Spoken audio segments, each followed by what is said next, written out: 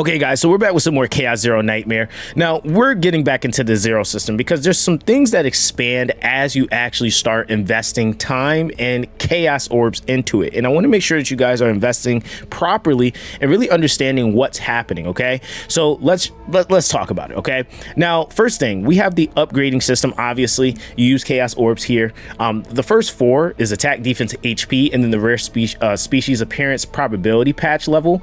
Once you max those out, it will give you the opportunity at the purchase cost of 15 Chaos Orbs to be able to unlock another set of nodes. Now, the thing that's really important about this isn't so much about the incremental stat values that you can have increase, which is still important, but it's the fact that you're able to actually decrease things in your run or increase things in your run that's going to make it much easier for you to build out your builds. Like, for example, the DeLong shop has an equipment discount that goes up to 5%. You have a game patch level, which increases how many credits you're able to get when you're on battle spots. And then you even have an encounter protocol that will increase for the God's Emissary to 100% when you're able to purchase this. Now, the thing is that with this, you may be like, Zox, well, I mean, obviously, I'm going to be buying this. But here's the thing. I know when I was looking at this, I didn't scroll, so I didn't even realize that there was going to be this many more nodes that you could buy. And the other thing is, too, is that you don't just use Chaos Orbs for this system. You also use it on the codex when you're crafting for new codexes, essentially, right? But the thing is that that's at a cost of 75. And I don't know if you've done any runs in this game mode, but it's kind of hard if you are trying to get the highest potential value and then trying to go for the nodes with Chaos Orbs, still trying to maintain or build out your build. I personally would say, and I'm guilty of this, right? Because I've already done 2 crafts for higher tier builds, basically, or for a codex that gave me higher tier builds. And I'm not gonna lie, I think that is something that you definitely want to try to do if you can. But I would definitely say that if I could go back and reconsider some of my decision making I made, I would have actually liked to have dump that into the upgrading system, because that is just going to make it overall more efficient and better as I'm trying to develop all of my builds. Because what I noticed is that when you're actually doing a lot of your runs, you typically can only really get one of your units and maybe 2 of them somewhat built and invested. But if you had more things actually, like for example, reducing the cost, if you had things that were proccing more of your epiphanies or encounters, etc., even just in conjunction to the codexes themselves, where they give you more rare fate encounters or occurrences, as well as, like, you know, the opportunity to have more elite nodes, etc., right, is only going to make your build that much stronger. The thing that does come with this, though, is that obviously it's harder. And the thing with the codexes is that they all have some sort of negative effect that you have to factor in. So you want as many beneficial effects to come to your aid as much as possible, because the thing is that every single time you start in the Zero system, you start over. So you want to have things that are going to help you with building up your build quicker, so that you can be much stronger earlier in the fight, so that you can actually develop your build and you're not worrying about trying to stay alive and avoiding some of the nodes that really are going to make your build that much better, right?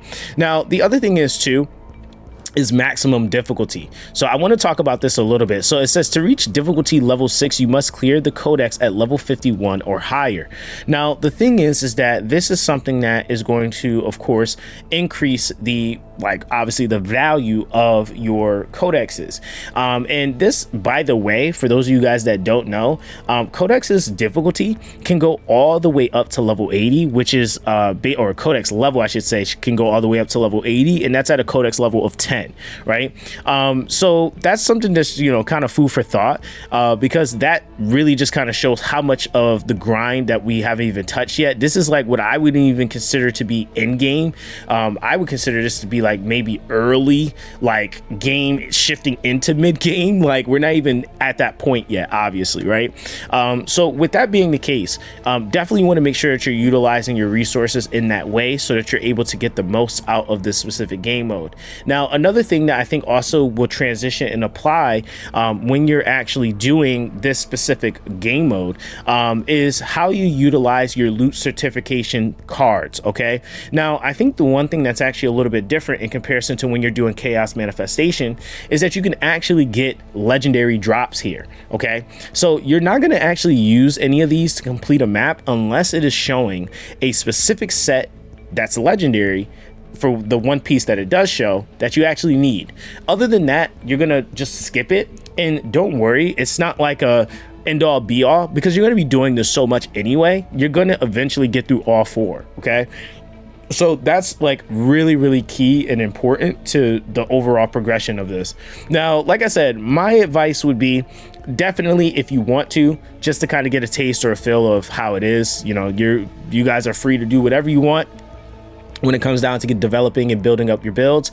Definitely, like I said, take the time to figure out how this mode works, how difficult it actually is. I did a extremely hard stage at level 50, and I was able to actually complete it.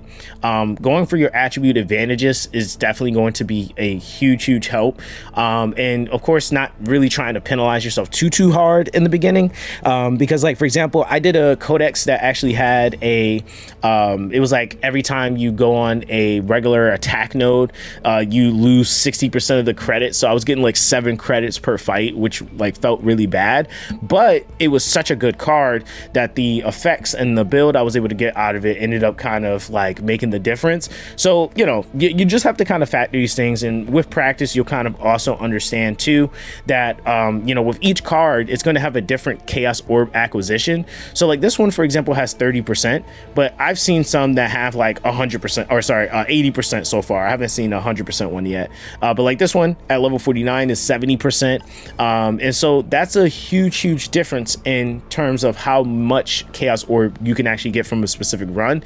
And even in some runs, it's not going to actually be about trying to do or develop your build. It's actually going to be about trying to get chaos orbs. So you're going to try to aim for those nodes, which you can see on the map. They have like a little purple flame icon on them. That's what you're going to be aiming for, right? So these are just some of the things that I want to kind of update with the Zero system. It does expand a lot.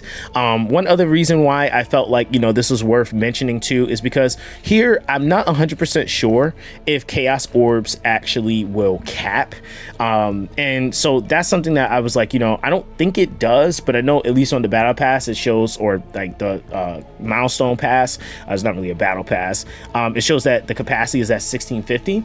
So I'm assuming it does go over that, but just to be safe, I would highly advise you guys to make sure that you invest in your upgrading first, and then once you get a good amount of that done, it doesn't have to be all of it obviously, but just enough to really benefit you when you're going and creating or crafting these codexes, I would say then you can definitely do that. And then of course with the development of just using your units, is that worth? I mean, personally, that's what you have to start out with. Like, you don't have chaos orbs right off rip, so you can still get some pretty decent ones. I just think that the rates are a little bit higher when you actually craft with the chaos orbs, so you're gonna be mixing and matching between the two, right? So that's basically going to be that with this one, guys. Let me know what you guys think in the comment section down below. Make sure you like and subscribe for more Chaos Zero Nightmare content, and that'll be that with this one, guys. I'll catch you guys in the next video.